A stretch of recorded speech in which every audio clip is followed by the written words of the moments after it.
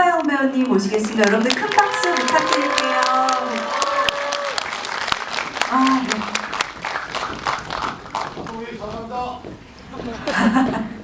네. 네, 시작부터 사랑한다고 말씀을 주시네요.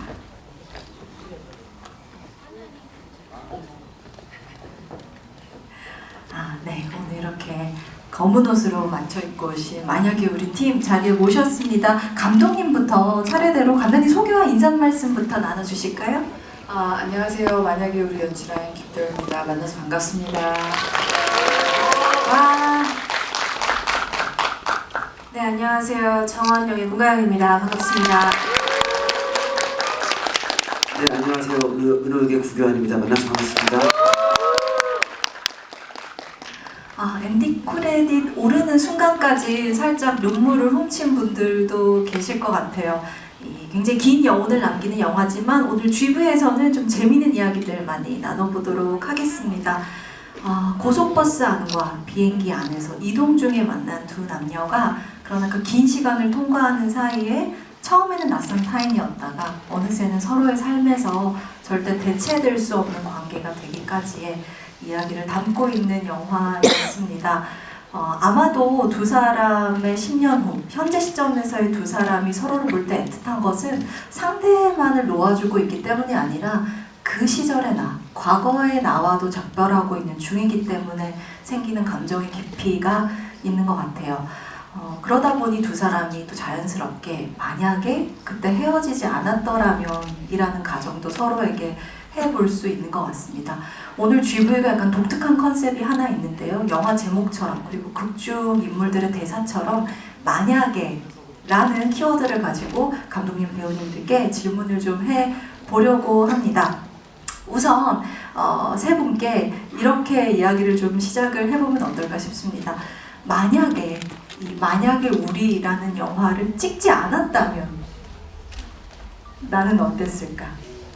감독님부터 한번 살짝 여쭤볼 수 있을까요?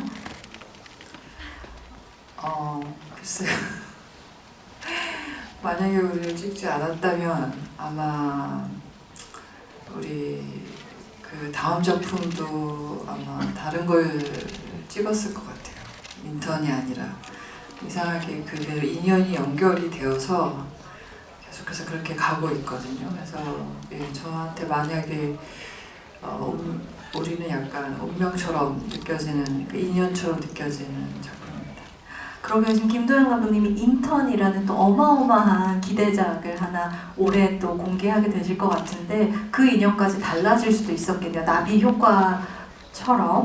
문가영 배우님께는 사실 사랑의 이해라는 너무나 많은 이들에게 각인된 작품이 있었고 이 영화는 어쩌면 그 연장선상에서 문가영이라는 배우의 멜로드라마적 깊이를 더 확장해 나가는 시도였다는 점에서 이 작품이 없었다면 벌써부터 저는 아쉬운 마음이 들거든요. 배우님 어떠세요? 너무 슬플 것 같네요. 영화를 찍지 못했다면 슬프네요. 그걸 상상하고 싶진 않은데 그럼 뭐 교환 선배와 도영 감독님을 못 만났을 텐데 운명처럼 다른 작품에서 만나길 기도하고 있었을 것 같고 또 기자님이 말씀해주신 어떻게 보면 사랑의 이해를 못 찍었다면 사실 만약에 우리를 못 찍었을 거예요. 감독님도 사실 그 작품을 너무나 좋아해 주셨어가지고 또 이렇게 영향을 받았기 때문에 다 이렇게 인연처럼 꼬리에 꼬리를 물고 여기까지 오게 된 것 같습니다. 고교환 배우님은 제가 아는 고교환 배우님 사실 단편 시절부터 멜로 장인이셨습니다만 알고 계시네요? 그럼요. 네. 연애 다큐를 시작으로 이 걸출 늘 오늘도 소정이 한번 외치실 거잖아요. 그렇죠? 그렇죠. 네, 소정아 1월이야. 그런데 또 장편 영화로는 아무래도 장르적인 색깔이 강한 작품으로 기억하는 분들이 많다 보니까 만약에 우리에 대한 반가움도 더 크셨을 것 같은데 어떠세요? 만약에 우리가 나에게 없었다면, 찾아오지 않았다면? 저는 만날 사람은 만난다라는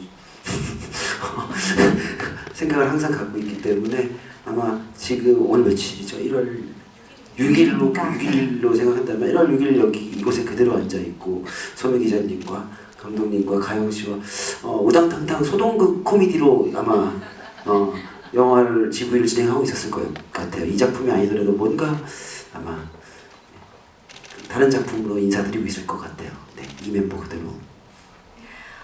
만약에라는 가정 자체가 누군가에게는 굉장히 익숙한 것이기도 할 테고, 예를 들면 얼마 전 신의20 인터뷰에서 문가영 배우님 글 쓰실 때 항상 만약에라는 질문으로부터 생각을 또 출발한다고 말씀하시기도 했는데, 또 누군가에게는 요새 MBTI 유행해서 S들은 절대 그런 가정을 하지 않는다라고 말을 하기도 하듯이, 어떤 관객분들에게는 오늘 조금 낯선 질문일 수도 있을 것 같습니다만 이야기를 한번 좀 더 이어나가 보겠습니다. 은호가 처한 상황을 보면 사실 그 넉넉하지 않은 형편에서 세상을 살아가는 모든 보편의 청년들이 정말 공감할 만한 감정일 것 같아요. 아버지는 아프고 여자친구는 꿈을 젓는 것 같고, 또 내가 이루고자 하는 직업적인 성취는 당장 좀 요원하게 느껴지는 그런 상황일 텐데요. 그럼에도 불구하고 구교원 배우님께서 특유의 그 한 끗의 유머 감각, 적절한 애드리브와 어떤 즉흥이 더해졌을 것만 같은 온기를 인물에게 부여하셨습니다. 그래서 마냥 은호를 볼 때 우리가 너무 차갑고 시리지만은 않게 느껴지는 것 같아요. 말하자면 천생 배우의 자질이다 이렇게도 보고 싶은데, 만약 구교원 배우님 배우의 일, 연기를 하지 않았다면 어떠셨을 것 같으세요? 연기를 하지 않았다면 뭐라고 있었을까요? 저는 연기하지 않았으면 재밌는 얘기하고 싶은데, 평소에 내가 뭘 하고 싶었지? 근데 또 스탠딩 코미디 하고 있다 그러면 너무 연기의 카테고리 안에 들어갈 것 같고, 연기를 하지 않았으면 그거 했을 것 같아요. 게임 평론가 하고 있었을 것 같아요. 게이머가 아니라 게임 평론가? 네. 별점 주는 게임 평론가에서 굉장히 날카롭게 리뷰를 던지는 고독한 게임 평론가가 되어 있을 것 같습니다. 어쩐지 그렇게 일본 영화의 주인공이 좀 떠오르는 네, 맞아요. 고독한 게임 평론가. 네. 너무 의외의 답변이신데요. 국제전자센터와 거기 아키하바라를 오가는 웃으셔도 돼요. 제 하는 말 대부분은 웃으라고 하는 말입니다. 네, 첫 답변부터 너무 의외의 말씀 들려주셨고요. 문가영 배우님은 놀랍게도 이 숫자에 그렇게 큰 의미를 두고 계실 것 같지는 않지만, 아역 데뷔를 하셨던 작품으로 계산하면 올해가 데뷔 30주년의 배우세요. 놀랍죠? 그러니까 사실은 배우가 아닌 인생의 시기를 상상하는 것이 더 힘든 삶을 살아오신 거죠. 사실 이 질문은 문가영 배우님께 꼭 드리고 싶었습니다. 연기를 하지 않는 나아가 문가영 배우님의 인생에 선택지였던 적이 있나요? 아니요. 너무 사실은 어릴 때 10살 때 시작을 하면서 어떻게 보면 사실 그 나이는 어떠한 자아가 완전히 성립되기 전의 나이잖아요. 그렇기 때문에 너무나 자연스럽게 시작을 하고 몸에 익히다 보니까 그 아닌 모습을 상상을 해본 적은 없어요. 근데 오히려 제가 해외에 타지에 있다가 왔는데 연기의 만약에보다 내가 한국에 오지 않았더라면을 많이 상상을 해본 적이 있어요. 한국에 오지 않았더라면. 이를테면 독일에 계속 맞아요. 살았더라면, 독일에서 계속 있었더라면 그때 되면 사실 연기와 직업적인 게 완전히 달랐을 수 있는 환경적인 요인이 있기 때문에 그런 상상을 해본 적은 있습니다. 그건 어떤 삶이었을까요? 글 쓰는 삶에 더 가까워졌을까요? 아니요. 제가 그때 아기 때 저희 언니가 발레하는 모습을 보면서 발레를 되게 예쁘고 너무 좋아했었어요. 물론 그게 9살, 10살 때까지의 기억이지만, 그래서 독일에 있었으면 또 발레를 계속 하고 싶었다는 생각을 하지 않았을까 라는 새로운 생각? 그것도 너무 아름다운 더 좋은 거 하고 싶은가 봐요. 떠올랐어요. 네. 게임 영감을 평론가 받았어요. 왜? 영감 다시 말해주세요. 네. 저는 제가 삼수를 하지 않았다면 예비로 붙은 학과가 있었는데 말하자면 영화과를 가지 않았더라면 네, 영화과를 가지 되겠네요. 않았더라면 저는 제가 방송 프로듀서가 됐었을 것 같아요. 방송학과에 붙은 적이 예비로 됐는데 그래서 아니 오늘 러브 나영석 서바이벌. PD님 만나고 오신 걸로 아는데 네. 제2의 나영석 같은 걸 그쵸, 꿈꾸셨어요. 러브 서바이벌 프로그램이나 잘했을 것 같아요. 서바이벌 프로그램의 프로듀서가 돼 있었을 것 같아요. 네. 만약에 우리와 연결짓자면 네, 연애 예능의 또 선두주자가 되실 수도 있었을 것 같습니다. 아까 거가 더 좋았던 것 같으니까 아까 걸로 다시 등록하겠습니다. 죄송합니다. 게임 그걸로만 평론가로 올려주세요. 다시 시간을 돌려주세요. 네, 평행우주의 두 직업 다 응원을 해보고요.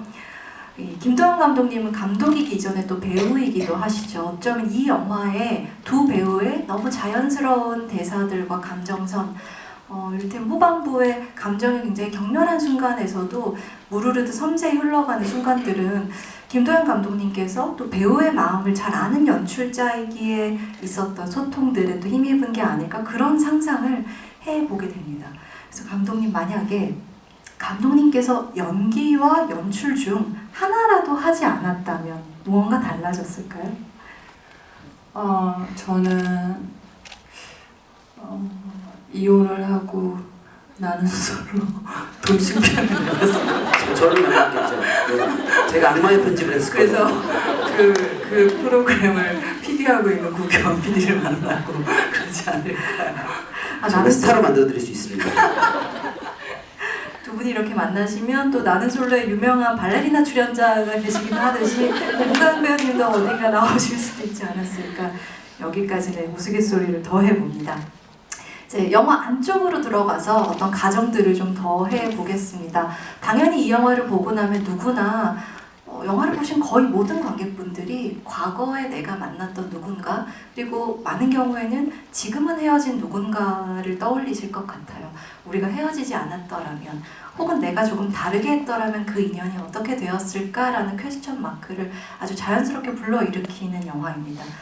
두 배우님께서 제가 앞서 언급했다시피 이미 멜로 장인이시고 두 분 다 멜로 장인이시기 때문에 극중 사랑의 이해가 높은 두 배우라는 어떤 전제를 두고 극중 은호와 정원의 입장에서 혹시 내가 이렇게 했더라면 혹은 상대가 이렇게 해주었더라면 헤어지지 않을 수 있지 않았을까? 라는 상상을 영화 밖에서 혹시 보태주신다면요.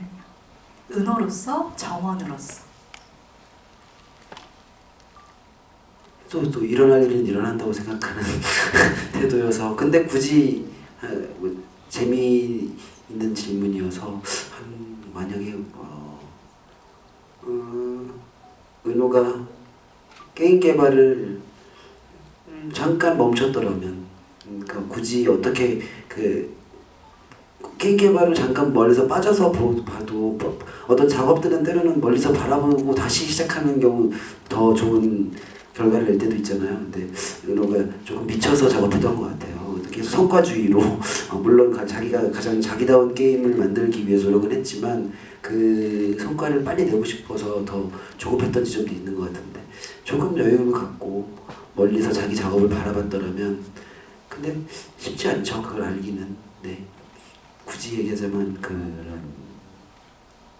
어쩌면 그게 게임 개발이 아니라 영화 만들기와 바꿔도 그 20대 시절 아직 기회가 너무 부족하던 때 무언가라도 빨리 해내고 싶은 그 조급한 마음을 아시기 때문에 더 하실 수 있는 답변인 것 같아요. 성과주의라는 날카로운 진단이 아까 게임 평론가를 지망하셨던 것과 잘 어울리면서 은호를 연기하면서도 그런 왜 은호를 연기하면서도 그냥 제가 수없이 실패했던 저의 영화사 제작사에게 퇴짜 맞았던 그 시나리오들이 많이 있었거든요. 네. 그런 부분들이 많이 닮아 있어서 조금 도움이 대체 경험. 그래서 저는 은호처럼 게임을 개발한 적은 없지만 은호만큼 게임 시나리오를 써본 적은 있었던 것 같아서 비슷하게는. 네. 그래서 도움이 좀 됐었어요. 됩니다. 문가영 배우님은 정원으로서 내가 이랬다면 쪽이 좀 더 연상이 쉬우세요? 아니면 은호가 이렇게 해주었다면 쪽에 은호가 가까우세요? 그렇게 해주었다면.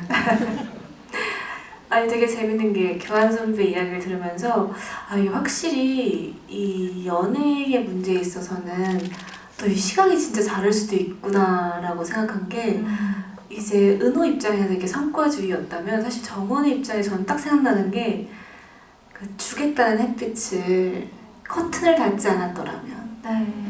그러니까 사실 그 감정적인 되게 찰나의 작은 것들 여성분들은 사실 그런 걸로 또 되게 큰 영향이 받잖아요. 그렇죠. 그래서 뭔가 교환 선배 말씀처럼 어떤 게임이나 어떤 집중도의 우선순위보다도 그냥 그 작은 거 그날 황사가 심했더라면 그리고 커튼을 닫는 게 더 좋았을 텐데. 비바람이 쳤더라면 그러게요. 근데 심오하네요. 사실은 인간만의 문제가 아니기도 하죠. 그날의 날씨가 우리를 움직이게 하니까요.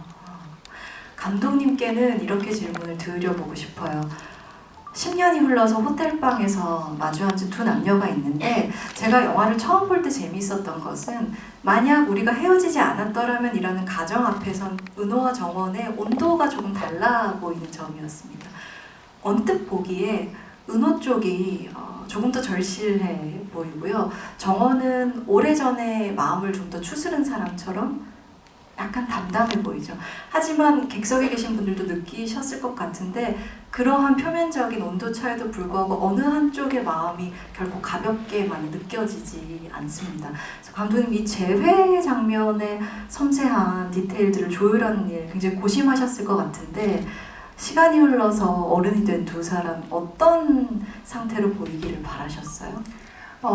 이제 그 교환 배우님하고 얘기했었던 기억이 있는데 그 은호가 그날 그 호텔 방에서 무슨 얘기를 하고 싶었던 것일까 이제 이런 얘기를 했었던 것 같아요. 그리고 아마 은호의 마음 속에는 계속 그 질문이 맴돌았을 것이다.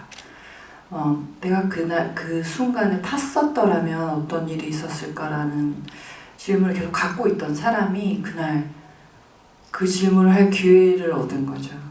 사실 판타지죠. 근데 그걸 얻었다면 그래서 아마 그 태도가 은호가 조금 더 적극적이거나 뭐 말을 리드해 보이는 거거나 이런 거였을 것 같고 정원이는 그에 비해서는 그의 이름을 삭제할 때 아마 삭제되길 굉장히 바라는 어떤 순간들이었는데 커튼을 아마 닫을 때였겠죠. 진짜 닫았던 것 같아요. 근데 그거를 굳이 은호가 다시 열고 꺼집어내니까 사실 묻었던 마음이 좀 올라왔고 저는 정원이 그 강가에서 얘기를 할 때 순간이지만 아주 한순간 솔직하게 얘기했다고 생각해요. 그때 네가 만약에 탔더라면 나는 같이 있었을 것 같다. 이 순간은 마음속에 오랫동안 정원한테도 맴돌았던 어떤 그런 마음이 아니었을까? 이런 생각을 하면서 그런 얘기들을 나눴었던 것 같아요. 그때 네가 붙잡아 주었더라면 달라졌을 거라는 말을 어쩌면 정원은 평생 은호에게 한 번은 들려주고 싶다는 마음을 품고 살아왔던 그러니까 은호의 이 질문을 너무 기다려왔던 사람일 수도 있겠다는 점에서 둘은 가슴 아프지만 여전히 잘 어울리는 그러니까 통하는 한 쌍이구나 라는 것도 느낄 수 있었던 것 같아요. 근데 문가영 배우님 입장에서는 이 긴 시간을 통과해서 그 10년 사이에 삶의 많은 것들을 통과하고 과거와는 조금 다른 얼굴이 된 여성으로 스크린에 나타난다는 것에 대해서도 어쩌면 사랑이 이어는 또 다른 과제로 도전이었을 것 같은데 어떠셨어요? 맞아요. 사실 어떻게 보면 20대 초반 때부터 이제 시간이 쭉 흐르는 과정을 보여주게 되는데 오히려 그렇게 크게 치밀하게 비집고 들어가지 않으려고 했던 것 같아요. 오히려 그 교환 선배랑 전에도 얘기했었지만 그 중간 비어있는 시간들이 있잖아요. 이제 헤어지고 나서 재회하기까지의 시간도 있고 사실 버스에서 이제 그런 번호를 지울 때 사이사이 틈들이 있지만 그 사이를 제가 너무나 치밀하게 계산하고 계획할수록 저희가 호텔에서 제외했을 때의 어떠한 애티튜드나 그 표정이나 모든 행동들이 훨씬 더 조심스러워지더라고요. 그렇기 때문에 오히려 그런 것은 보시는 관객분들의 상상에 맡기는 게 맞는 것 같다라는 생각을 했기 때문에 현장에서 감독님과 그리고 교환 선배와 그냥 정말 그 신발 신으로 정말 집중하면서 했던 것 같습니다. 이 영화가 인물들의 과거에 해당하는 컬러 장면들을 먼저 찍고 흑백에 해당하는 현재 장면을 이후에 찍은 것으로 알고 있습니다. 달리 말하면 실제로 그 흑백 장면들을 찍을 때는 두 배우의 안에 은호와 정원으로서 살아낸 시간들, 기억들이 오롯이 쌓여 있었을 테니 두 배우분들의 감정도 좀 남다르지 않았을까? 연상을 좀 해보게 되는데요. 구 배우님은 그 지점에서는 어떠셨어요? 이미 앞에서 은호로서 시간을 살아내고 다시 문가영 배우님 마주했을 때. 굉장히 특별한 경험이죠. 이렇게 순서대로 연기를 할 수 있다는 건 배우로서는 큰 축복이고, 일단 외형적으로는 가르마를 바꿀 수 있었고, 커트를 할 수 있었고, 그래서 외형적인 변화도 이뤄낼 수 있었고, 뭐 은호로서도, 그리고 이 작품에 참여하는 배우로서도 딱 그 정원을 마주했을 때 합쳐져서 이 작품의 프로덕션에 지나온 순간들도 가지고 와서 연기할 수가 있었어요. 그러니까 그래서 되게 묘했어요. 네. 그래서 자꾸 이렇게 막 그 하이라이트처럼 지난 회차들이 첫 회차의 어떤 그 떨리고 긴장됐던 마음들, 그리고 뭐 이제 이 그 흑백 촬영을 넘어가기 직전에 나의 태도들이 그래서 배우로서는 너무 큰 축복이죠. 네, 그 시간들을 그대로 느끼고 연기할 수 있다는 게. 네, 그 구교한 반, 이은호 반, 참 그 감정을 넣어서 했던 것 같아요. 네. 우리가 헤어지지 않았으면 어땠을까라는 가정보다 사실은 좀 더 현실적인 가정, 그러니까 어쩌면 관객 여러분들의 삶에서도 한 번은 일어날 수 있을 법한 상황은 같은 비행기에 타긴 탔는데 결항은 되지 않는 경우인 것 같아요. 서로가 같은 비행기에 있는 건 알지만 결항되지 않아서 이렇게 호텔에서 하룻밤을 보낼 기회는 없는 거죠. 근데 그건 정말 어쩌면 더 안타까운 상황이잖아요. 해고할 기회는 없으니까요. 그랬더라면 은호와 정원은 어떻게 됐을까요? 한번 가정법, 매직이프를 시도해봐 주신다면. 눈이 똑같이 마주치긴 했나요? 거기까지는 네, 했다고 한번 쳐볼까요? 아마 뭐 계속 다른 날에 다른 답변으로 제가 말씀드릴 수 있는데 나가는 곳에서 기다리고 있었을 것 같아요. 은호가 적극적으로 기회를 창출하는 네. 쪽이다. 네. 네. 그 질문을 지금은 꼭 하고 싶었을 것 같아요. 네. 저는 단순히 만약에 우리라는 질문들이 퍼포먼스만으로 끝나는 질문은 아닌 것 같아서 어떻게든 물어봤을 것 같아요. 네. 그래서 그게 어려웠어요. 그걸 어떻게 징그럽지 않게 표현할까. 왜냐하면 그만큼 짙은 감정이었기 때문에 오히려 무게감을 고민하셨단 말씀으로도 들려요. 징그럽웠나요? 어떠셨어요? 보시는 마음으로 보시면 돼요. 네. 너무나 담백하게 표현해 주셨던 것 같아요. 문가영 배우님은 어떨 것 같으세요? 눈이 마주치고 그렇게 웃었다면 정원 입장에서는 더한 사실 말을 할 것 같진 않아요. 근데 선배 말씀대로 은호가 서 있었겠죠, 밖에. 어쩔 수 없이 다 피지 않았을까, 문 앞에서. 굉장한 상황극을 보여줬을 것 같아요. 마치 그냥 툭 기다리진 않고 굉장히 신경 쓰이게 오래 앞에 수화물을 찾고 있었겠죠. 왔다 갔다. 굉장히 나 이은호입니다 하는 식으로 계속 위성처럼 들고 있었겠어요. 어떻게든 어떤 연극을 해서 만났었을 것 같아요. 상황을 만들어서. 갑자기 구교환이 등장하는 그러네요. 순간이래요. 네. 감독님께는 이 영화에서의 게임의 존재에 대해서 질문을 드리고 싶어요. 사실은 게임이라는 것이 인생에서는 선택할 기회가 많지 않은 여러 기회의 가능성들, 선택지들을 극대화하는, 시뮬레이션 하는 것이 곧 게임이기도 하잖아요. 그래서 이 영화에서 은호가 만드는 게임이라는 매체, 그리고 그 매체가 마지막에 보여주는 어떤 아름다운 화면 안에서의 가능성이 감정을 또 짙게 만들어주는 요인이기도 한데, 게임 화면 어떻게 쓰고 싶으셨어요, 감독님? 은호가 게임 개발자라는 설정이 들어갔을 때부터 그 은호가 만드는 게임이 자신들의 그 연애사가 좀 투영된 그런 게임이고 그랬으면 좋겠다. 그리고 원작도 그렇게 배치가 되어 있죠. 그걸 좀 굉장히 잘 살리고 싶었었어요. 예. 그리고 교환 배우님이 굉장히 게임에 조예가 깊었기 때문에 예, 많은 얘기를 해주셨어요. 어떤 영감을 좀 보태주셨나요, 교환 배우님? 영감님처럼 불었어요. 아니, 너무 게임을 좋아하니까 잘 구현하고 싶은 거예요. 그리고 이 게임을 작업하는 이 태도도 너무 중요할 것 같고, 네, 오타쿠의 시선으로 계속 말씀을 드렸죠. 네. 결과적으로 구현된 게임, 이 게임 사랑하는 사람으로서 어떻게 생각하시나요? 그런 건 중요하지 않더라고요. 그 은호라는 인물이 그렇게 열심히였다. 네. 근데 너무 마음에 들어요, 사실. 네. 게임하는 모습도 그렇고 개발하는 모습도 그렇고. 은호가 또 음악까지 같이 한다는 설정이었잖아요. 네. 네. 1인 개발 게임. 1인 개발 네. 게임이요. 네. 정말 딱 1인 개발 게임다운 아름다운 그래픽과 뭔가 과시하지 않는 전개들 그 게임 그래픽이 마음에 들었어요. 저는 저희 아들이 게임하면 되게 화가 많이 났었거든요. 근데 이번에 그래도 작업을 하면서 게임의 세계가 이런 거구나 이런 걸 좀 알았고, 그리고 편집된 대사이긴 하지만 그게 아이폰 등장이 게임계에서 또 엄청나게 큰 사건이었다고 그러더라고요. 네.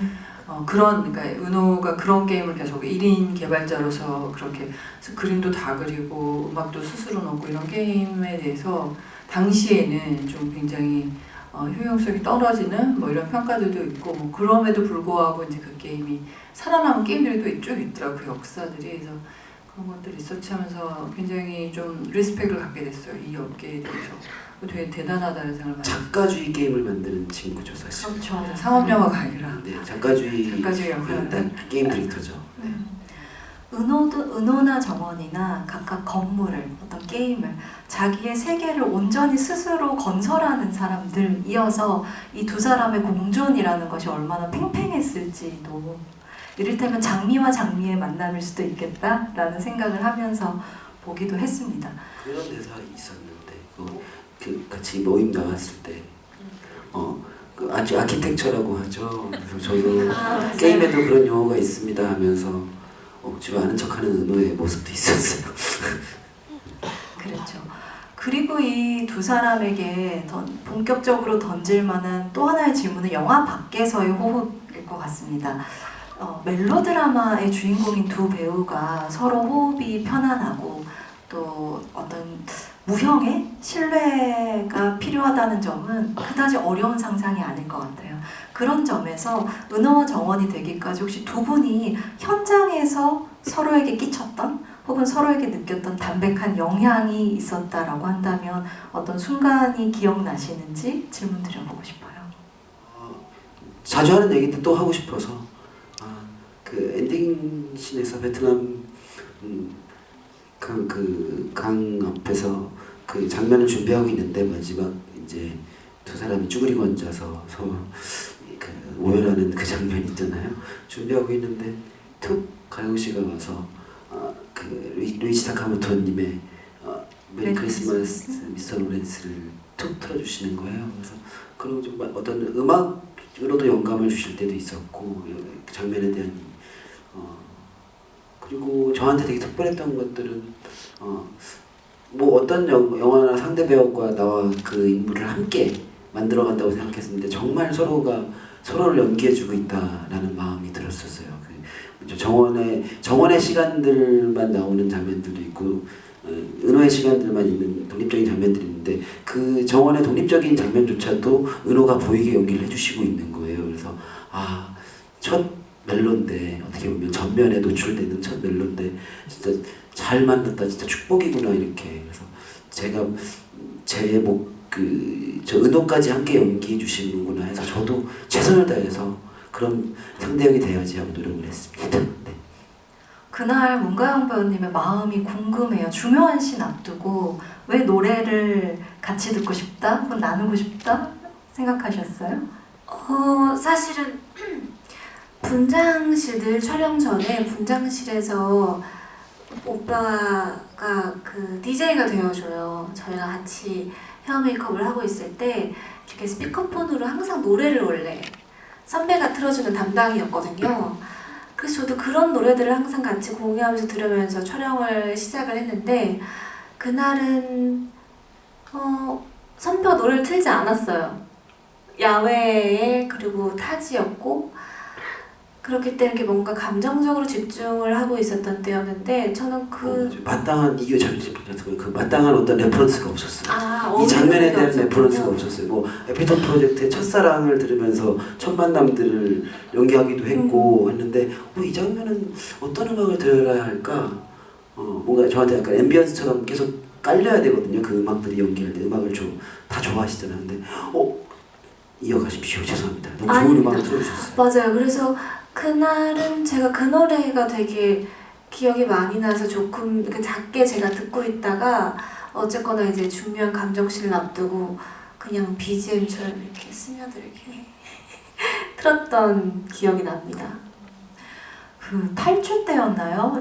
역시나 팽팽한 두 남자의 감정을 다루는 작품에서 구교환 배우가 다비치의 두 사람 맞아요. 네. 탈출은 두 사람이 레퍼런스였어요. 레퍼런스로 언급해서 범상치 않은 선곡이다 생각했던 적이 있는데 혹시 오늘 객석 찾아주신 관객분들에게 만약에 우리를 대변하는 어떤 한 곡이 배우님께 있는지 그 에피톤 프로젝트의 첫사랑부터 류이치 사카모토님의 메리 크리스마스 미스터 로렌스까지 도착하시면 중간 곡들은 여러분들의 플레이리스트로 각자의 애틋한 노래들이 있으시잖아요. 재우시면 아니면 각자의 싸이월드 노래를 다시 맞아요. 들어보는 느낌. 저는 앰플러의 미스 유 네.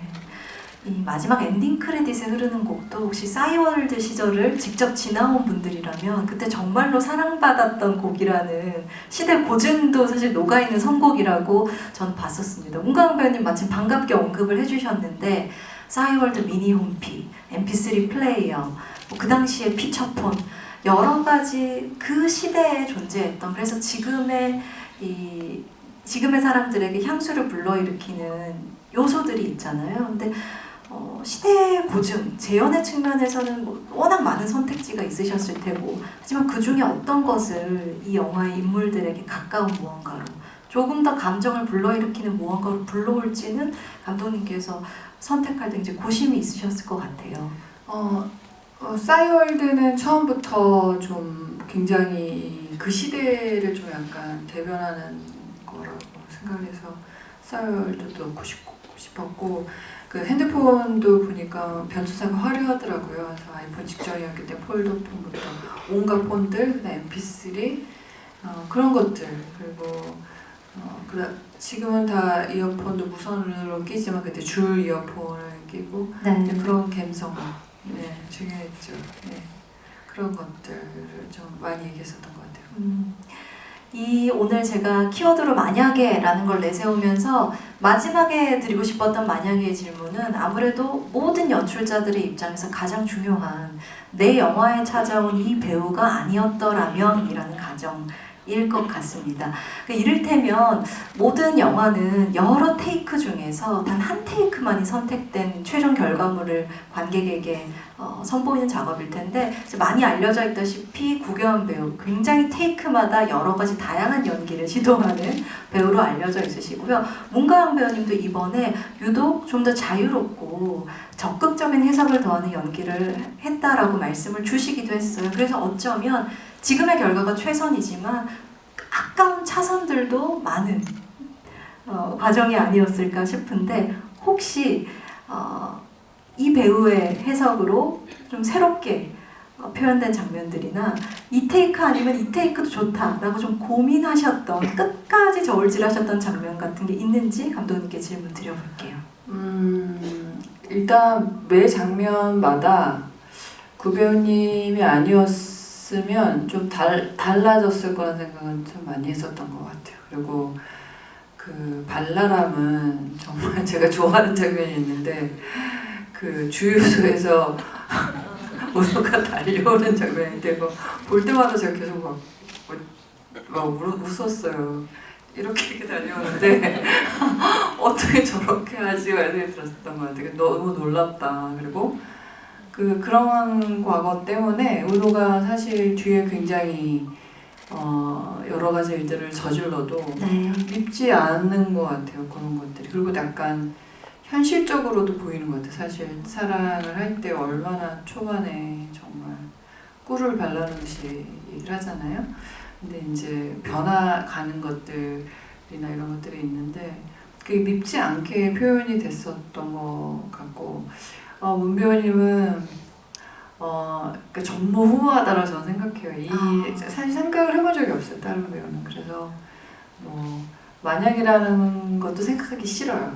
저는 너무 어쨌든 이 두 배우랑 해서 굉장히 놀라운 작품이 나왔다라고 생각하고 너무 다행이라고 생각해요. 제가 진짜 배우운이 좀 따르는데 진짜 운이 좋구나라는 생각 많이 했습니다. 달려오는 여러 버전 준비하셨어요? 저요? 배우님? 아니요, 너무 재밌어 하시길래 즐거워서 저는 그래서 저는 약간 은호 우리가 되게 그 행복했던 시절을 연기할 때는 행복했다는 말도 좀 이상하지만 조금 더 초반부를 연기할 때는 그 감독님이 너무 재밌어 하셨어요. 그래서 저한테 되게 놀이 같았어요. 그래서 이번 테이크에서 어떻게 감독님에게 웃음꽃을 선물하지? 근데 감독님이 제가 너무 지금도 너무 배우로서 너무 감독님으로 너무 존경하는 부분이 이 장면들을 연출하실 때 때론 굉장히 차갑게 이성적으로 다가갈 때도 필요하지만 정말 누구보다 첫 번째 관객이신 거예요. 그래서 정말 재밌는 장면이 있으면 모니터에서 정말 깔깔대고 웃어주시고 마음을 막 움직이게 되는 장면을 연출하실 때는 정말 먼저 울어주시고 그러면 배우로서는 이게 감독님이 가장 큰 저한테 어떤 리트머스지가 될 수 있거든요. 말 그대로 정말 배우가 춤을 추게 해주시는군요. 네. 그래서 연기하는 이 장면들이 희극적인 부분들은 모든 장면을 통해서 감독님에게 보여지고 기분이 좋았어요. 아니 오케이와 NG가 있는 게 아니라 굉장히 다양한 오케이가 있었어요. 그래서 편집할 때 굉장히 즐거웠어요. 이거 넣으면 될까? 저거 넣으면 될까? 이거 넣으면 좀 세지나? 이런 초이스들이 되게 많았었고 그런 것들 때문에 즐거웠었던 것 같아요. 구경 배우와 작업하는 많은 감독들이 그 얘기를 하시는 것 같아요, 정말로. 네, 그리고 사실은 마냥 가볍지만은 않은 얘기지만 구경 배우가 더한 이 멜로디, 이 리드미컬함이 은호를 만들었다면 정원을 보면서 제가 한층 더 애틋해질 수 있었던 것은 사실 일찍부터 1인분의 삶을 책임지기 위해서 성숙해질 수밖에 없었던 삶을 살아왔지만 은호 앞에서 문득문득씩 문가영 배우님이 이 캐릭터를 해석하실 때 너무 아이 같은 모습을 툭툭 보여주시는 거예요. 눈물을 흘리다가도 은호가 달래줄 때 그럴 때 이렇게 아주 내면에 있는 작은 어린아이가 툭 튀어나온 것 같은 순간을 보여주셨어요. 그래서 이 해석은 어떻게 나올 수 있었을까 여쭤보고 싶었어요. 그쵸. 영화는 정원이가 끊임없이 집을 찾아서 가는 친구이기 때문에 너무나 키워드처럼 많이 나온 말이지만 은호가 사실 정원이의 집 그 자체였잖아요. 그렇기 때문에 어떻게 보면 은호 앞에서의 그런 자연스러운 너무나 흘러나오는 감정들이 주체할 수 없을 때는 그 어린아이의 모습까지 나오기 때문에 근데 그때를 떠올려보면 사실 교환 선배랑 연기할 때 그 극중 안에서도 그렇고 그냥 무장해제시키고 했던 것 같아요. 어떤 모든 것에 대해서. 근데 그렇게 두려움이 없었던 이유는 어떻게 보면 너무나 잘 받아주는 교환 선배가 있을 거라는 어떤 믿음이 있었기 때문에 정말 편하게 자유롭게 그리고 그걸 너무나 잘 담아주고 애정해주는 옆에서 함께 울고 계시는 감독님이 정말 든든한 사람들이 되어준 것 같아요. 계속 그 과정 속에서.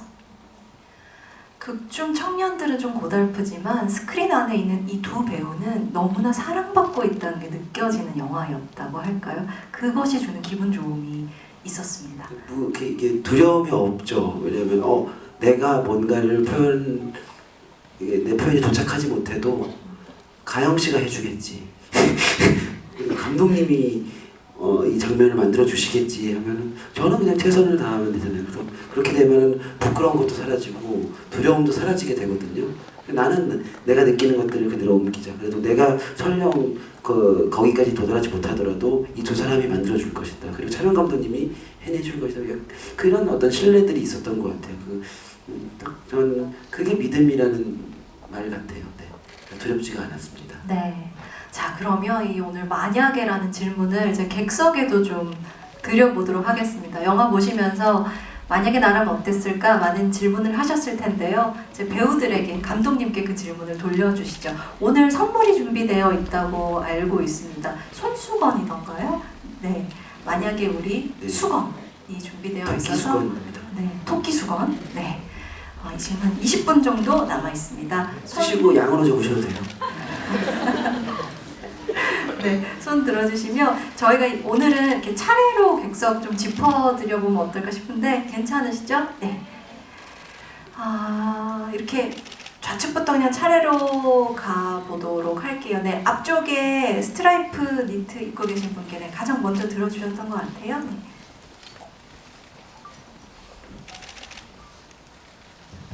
마이크 켜져 있습니다. 네, 일단 영화 너무 잘 봤고요. 그리고 감독님 저번에 크리스마스 GV에서 아름다운 이별을 담고 싶었다고 하셨던 게 기억이 나는데 이게 원작에서는 은호가 지인들한테 막 성공한 척 허세를 부린다거나 아니면은 뭐 정원이가 현실을 벗어나기 위해서 찾는 게 꿈이 아니라 남자를 쫓고 뭐 이런 부분들이 조금 부담스럽게 느껴지기도 했었는데 근데 여기 이번 작품에서는 그런 요소들이 다 빠지고 뭐 그 나이대에 맞는 현실적인 고민들이랑 감정선으로 흘러가서 되게 담백하게 다가왔었거든요. 그래서 궁금한 게 있었는데 리메이크 과정에서 이 제목을 먼 훗날 우리가 아니라 만약에 우리로 바꾸셨잖아요. 이것도 그 감정적인 방향성을 더 뚜렷하게 전달하기 위한 선택이셨는지 궁금하고요. 그리고 또 배우분들은 이 각자 캐릭터를 연기하신 당사자로서 어떤 의미로 이 제목이 와닿았는지 듣고 싶습니다. 제목을 물어보시는 거죠? 그러니까 제목은 정말 많은 버전들의 아이디어가 있었고 정말 많이 회의를 했었어요. 별하별 제목이 다 나왔어요. 근데 다 제목들이 비슷하더라고요. 그 멜로라는 게 뭐 그 시절에 너 뭐 그런 거 있잖아요. 그때 너 뭐 그러니까 다 비슷하다. 그때 우리 뭐 다 비슷했었고 그 참 제목이 쉬운 건 아니구나라는 생각을 진짜 많이 했었던 것 같아요. 제목을 정할 때. 근데 만약에 우리는 이 만약이라는 단어가 주는 약간 공간이 있는 것 같아요. 그게 좋았던 것 같아요. 먼 훗날 하면 딱 그 약간 지정이 되는 느낌이 있는데 그때 네. 만약이라는 거는 약간 공간을 갖고 들어오는 느낌이 드는 것 같아요. 공간이나 시간. 그러니까 아마 상상 때문에 그러겠죠. 네. 그래서 이 제목이 관객들한테 좀 호기심을 더 불러일으킬 수 있을 것 같고 그리고 우리의 대사에도 나오고 여러 면으로 조금 미리 제목을 듣고 그 모든 걸 예측하기보다는 조금 더 상상의 여지가 있는 그런 제목이어서 저는 좋았던 것 같아요. 그렇게 결론을 냈었던 것 같습니다. 그 공간을 직접 거니셨던 배우의 입장에서 이 제목은 어떤 느낌인가요? 저도 왜 먼 훗날 우리라는 원작의 제목이 있고 만약에 우리는 크게 다른 적이 없다고 생각했었는데 영화를 이제 최종 완성된 영화를 보고 영화를 보고 나니 이 제목이 얼마나 훌륭한지 알게 됐었거든요. 만약에 우리 아마도 우린도 있고 많이 있잖아요. 아마도 우린도 있고 아마도 우린도 아니고 어쩌면 우리도 아니고 너무 많은 것들이 있는데 왜 만약에 어쩌다 우리도 할 수 있고 이 영화는 만약에 우리라는 제목이 싱크가 딱 맞는 영화구나. 그리고 영화를 크레딧이 올라갔을 때 이 제목보다 싱크가 딱 맞는 제목은 없을 것이다라고 생각해서 정말 잘 지었다라고 생각했어요. 힘내라 본가요 방구맨 이상한 제가 예전에 제가 아니 오빠가 한번 농담 장난친 적이 있어서 만들 거예요. 거의 출연하겠습니다. 맞아요. 저도 선배 말씀대로 영화를 다 보고 가장 직관적이고 가장 좋았던 선택이었던 것 같다는 생각도 들고요. 방금 문득 든 생각은 또 가끔 영화가 되게 제목 따라간다는 말도 있잖아요. 네. 그래서 뭔가 만약에 우리 영화가 잘 된다면을 우리가 촬영 현장에서 참 많이 했거든요.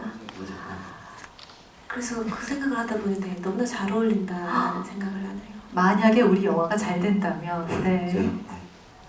입소문 많이 내주셔야겠습니다. 잘 될 줄 알았어요. 와주신 분들이. 네. 다음 질문으로 그럼 넘어갈게요. 이번에는 구교환 배우님이 한 분 뽑아주시면 어떨까요?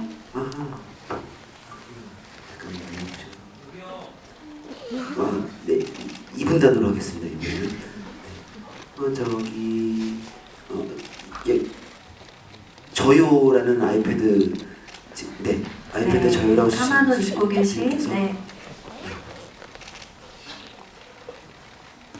네, 저는 오늘 만약에라는 그 컨셉에 맞춰서 질문 좀 준비를 해봤는데요.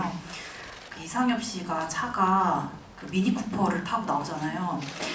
근데 이 미니 쿠퍼라는 차가 차 세그먼트에 비해서 좀 비싸고 가성비는 없고 좀 약간 허세남들 약간 감성만 좀 채우는 그런 느낌이 있어요. 그래서 비참한 거예요. 그쵸?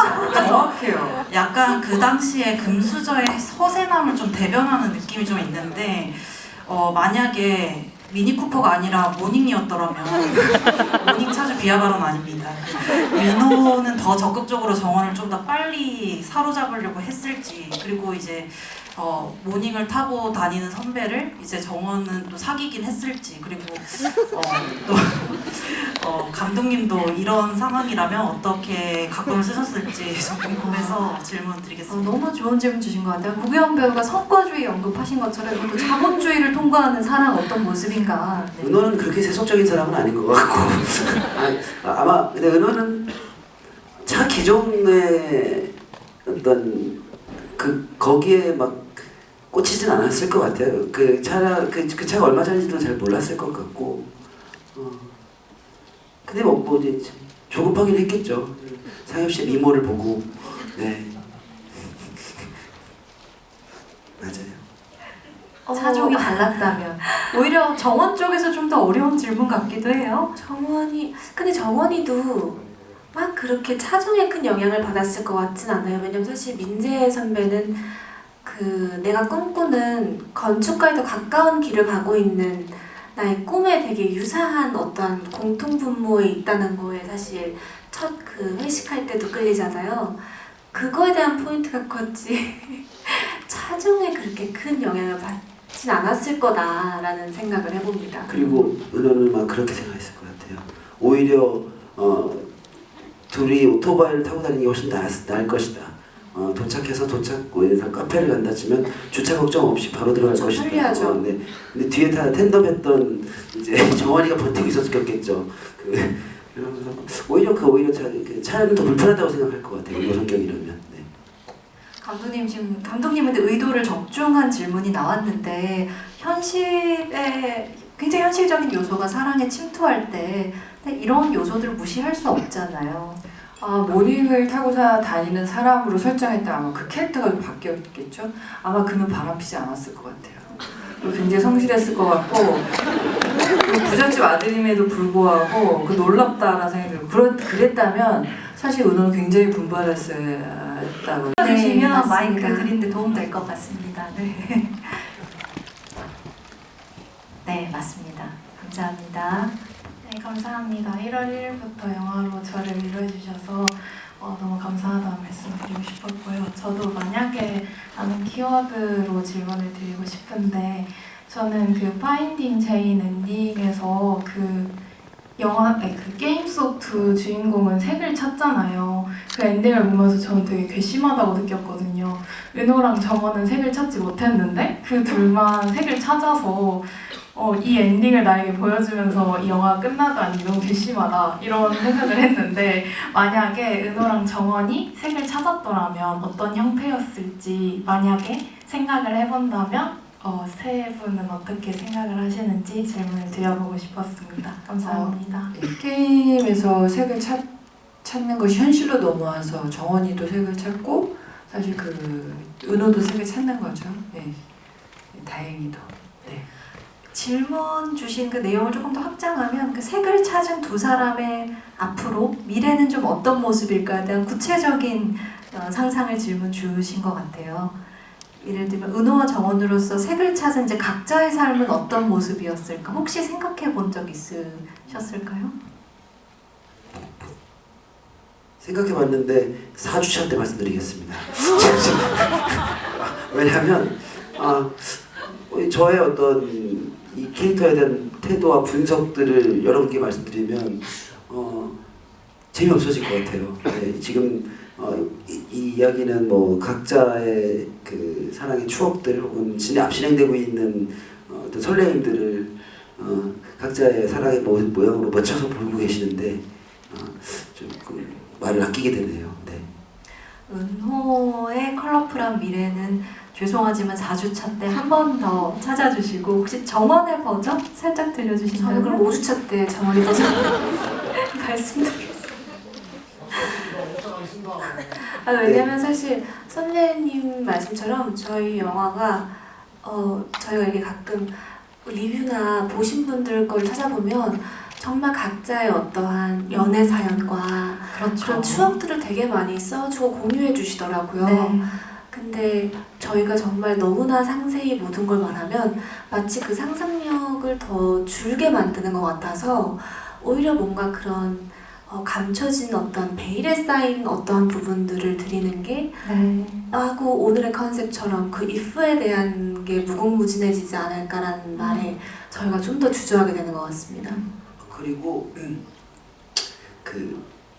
이 사랑의 감정이라는 거 정말 날씨 같잖아요. 계속 언제 어디로 어떻게 변할지 모르는 게 이 사랑이라는 마음인데 그래서 장면을 연기할 때도 뭐 앞뒤의 씬들에 대한 어떤 연결성보다는 그 장면에 굉장히 충실하려고 했었어요. 그게 더 이 장면과 장면 사이의 개연성이다라고 생각을 했기 때문에 뭐 큰 코어는 있었죠. 뭐 전개에 있어서 그거 외에 어떤 감정을 표현할 때는 그냥 그 장면에 있는 그대로 그냥 마주했던 것 같아요. 그래서 자주 했던 얘기인데 초반에 제가 은호를 연기하면서 그 밤 강가 앞에서 그렇게 많이 울 줄도 몰랐었고 그냥 계속 그 장면 안에 충실하자 해서 나오는 결과물이었던 것 같아요. 네. 열심히 분석했던 건 첫 만남. 강가 장면에서 테이크를 거듭해도 계속 눈물이 생각했던 것보다 더 많이 쏟아져 나오셨어요? 첫 풀샷 처음 풀샷을 찍을 때 많이 울었었던 거 그리고 지금 보시는 테이크가 마지막 테이크죠? 아닌가요? 아무튼 뭐 마지막 테이크에 네. 첫 테이크와 마지막 테이크에 많이 울었어요. 둘 다 네, 섞어 쓰셨답니다. 근데 바꿔 질문하면 두 사람의 이별의 엔딩이지만 결국 컬러를 되찾는다라는 설정이 감독님께 왜 중요했을까요? 그리고 감독님께서 생각하시는 그 성숙한 관계에 대한 답이 될 수 있을 것 같아요? 원작을 보고 사실 제가 리메이크 제안을 받았을 때 하고 싶었던 건 굉장히 이제 명확했었어요. 그 당시에는 저는 잘 이별하는 이야기를 굉장히 찍고 싶었다. 네. 그게 담았으면 좋겠다였고, 잘 이별을 했을 때 다시 그들이 색을 찾는 것이 아닐까 이렇게 생각을 했었죠. 그리고 저희 주제와도 굉장히 잘 맞지 않나 라고 생각을 했습니다. 이번에 마지막 질문 받겠습니다. 김도영 감독님께서 이번에는 한 분 짚어주시죠. 네. 어느 쪽도 다 좋을 것 같습니다. 네.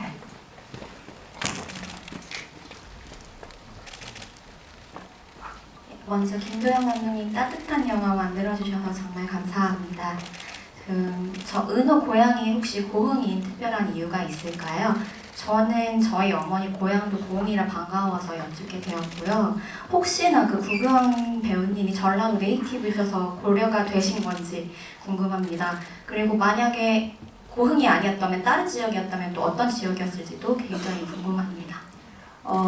먼저 구교환 배우님하고 신정은 배우님을 캐스팅하고 여쭤봤는데 두 분 다 전라도, 그러니까 아버님이 전라도. 부모님 두 분이 다 전라도. 그리고 신정은 선배님도 그렇고 그래서 전라도 지역을 택해야겠다고 생각을 했었고요. 그런데 그 은호 식당을 구하다 보니 남해에 구했어요. 그러니까 그 여러 가지 요소들이 남해에 있는 한 식당을 하게 되었고, 근데 남해는 경상도예요.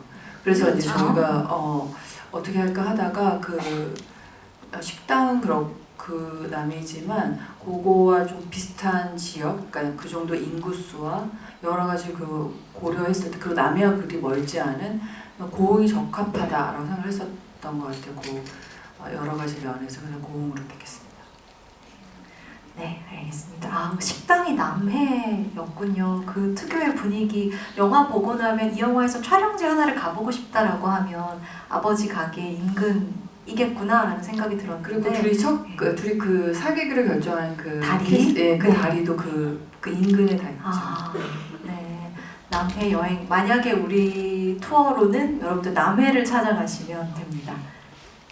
자, 그러면 오늘 아쉽지만 시간 관계상 이만 마무리를 하겠습니다. 오늘 두 배우분, 감독님 말씀을 들어보니 이 영화가 관객분들에게 각자의 기억 속에서 접속하는 영화로 얼마나 친연하게 다가갔으면 하는지 그 부분에 대한 굉장히 다정한 마음을 좀 느낄 수 있었거든요.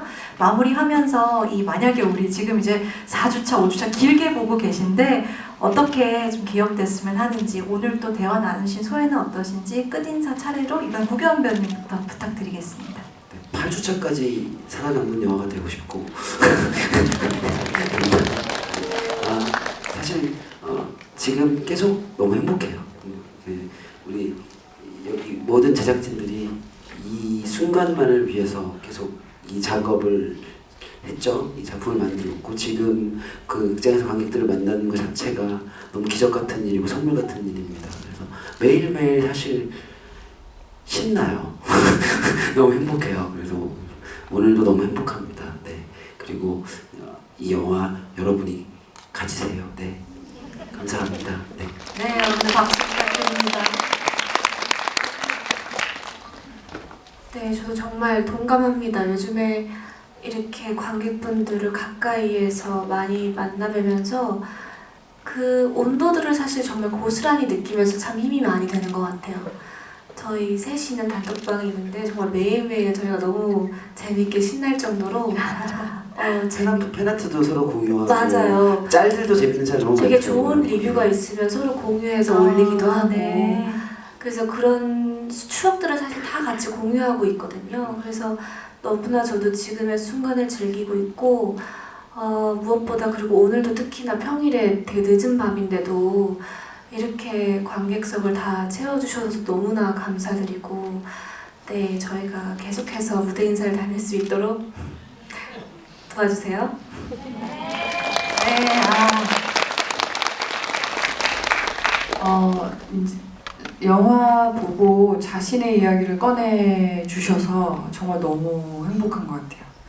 그 이야기들을 남겨주시고 그걸 또 저희가 읽고 너무 좀 정말 마음이 행복하기도 하고 같이 아리기도 하고 그러거든요.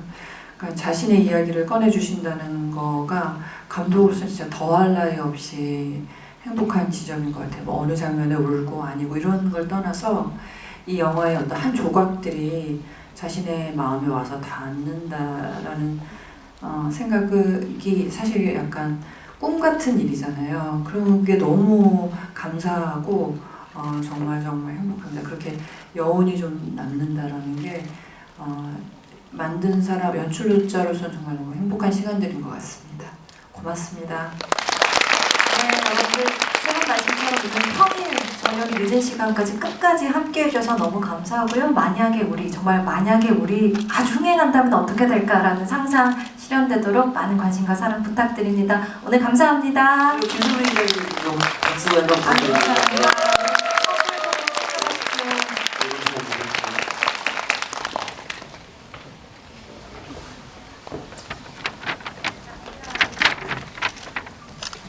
하나, 둘. 감사합니다.